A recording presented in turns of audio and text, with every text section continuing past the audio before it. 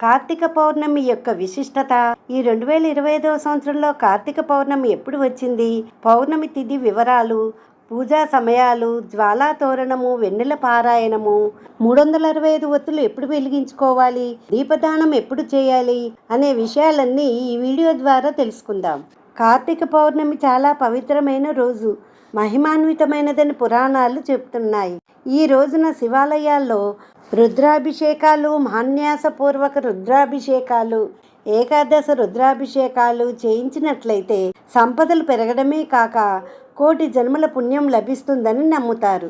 సంవత్సరం మొత్తం మనం దీపారాధన చేసే ఫలితము ఈ ఒక్కరోజు కార్తీక పౌర్ణమి రోజు 365 ఒత్తులు వెలిగిస్తే వస్తుందండి. ఈ కార్తీక పౌర్ణమినే త్రిపుర పౌర్ణమి అని కూడా అంటారు. అలా ఎందుకంటారంటే ఆ రోజే పరమేశ్వరుడు త్రిపురాసురుని సంహరించాడు. శంకరుని గొప్పతనం నారదుడి ద్వారా